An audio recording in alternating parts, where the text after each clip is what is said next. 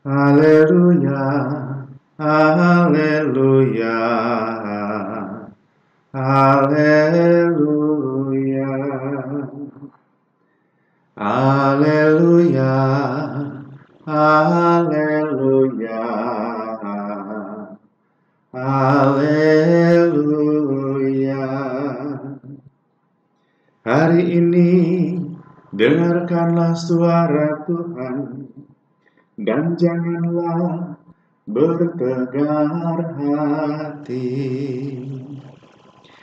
Haleluya, haleluya, haleluya.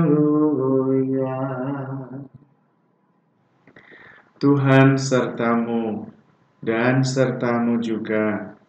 Inilah Injil Yesus Kristus menurut Lukas. Dimuliakanlah Tuhan. Sekali peristiwa, Yesus berbicara kepada orang banyak yang mengerumuni Dia. Angkatan ini adalah angkatan yang jahat. Mereka menuntut suatu tanda, tetapi mereka tidak akan diberi tanda selain tanda Nabi Yunus. Sebab sebagaimana Yunus menjadi tanda bagi orang-orang Niniwe, demikian pula lah Anak Manusia akan menjadi tanda bagi angkatan ini. Pada waktu penghakiman, ratu dari selatan itu akan bangkit bersama orang dari angkatan ini, dan ia akan menghukum mereka. Sebab ratu ini datang dari ujung bumi untuk mendengarkan hikmat Salomo, dan sungguh yang ada di sini lebih besar daripada Salomo. Pada waktu penghakiman, orang-orang Niniwe akan bangkit bersama angkatan ini, dan mereka akan menghukumnya, sebab orang-orang Niniwe itu bertobat waktu mereka mendengarkan pemberitaan Yunus. Dan sungguh yang ada di sini lebih besar daripada Yunus. Demikianlah Injil Tuhan. Terpujilah Kristus. Saudara-saudari terkasih, akal budi kita selalu membutuhkan tanda bukti untuk diyakinkan.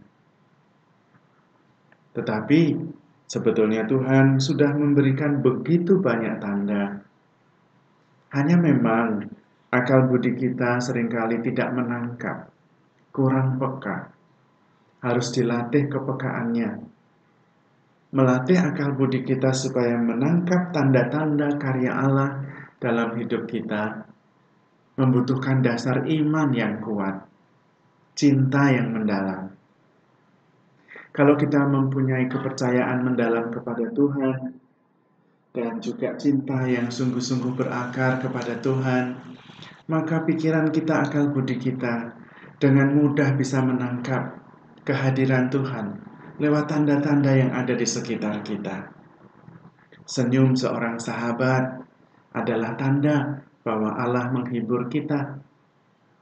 Matahari yang bersinar adalah isyarat bahwa Tuhan tersenyum kepada kita.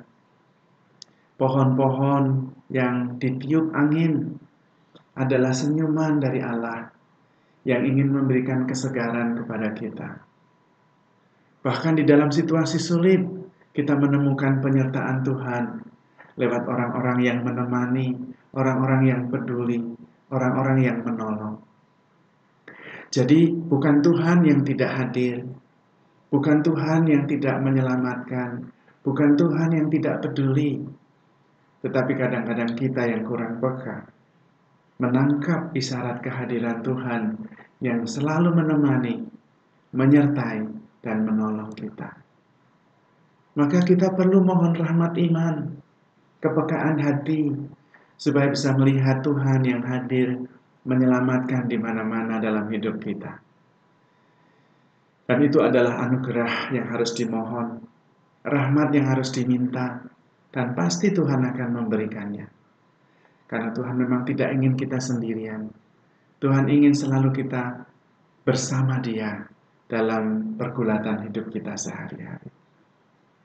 Maka marilah saudara-saudari terkasih, kita tidak perlu menuntut tanda, karena tanda itu sudah jelas, bahwa Yesus memang hadir menyelamatkan kita secara definitif dan mengungkapkan secara eksplisit bahwa Dia akan menemani kita sampai akhir zaman.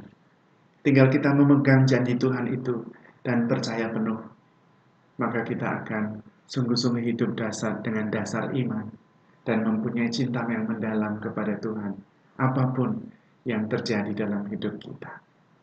Amin. Allah Bapa Maha Kudus, kami bersyukur atas rahmat-Mu, terutama atas rahmat iman yang menolong kami untuk mampu menyaksikan karya-Mu dalam hidup kami sehari-hari. Bantulah kami agar lebih peka, sehingga kami selalu merasakan kehadiran-Mu, menemani kami dalam suka duka hidup kami. Sebab Engkaulah Tuhan dan pengantara kami.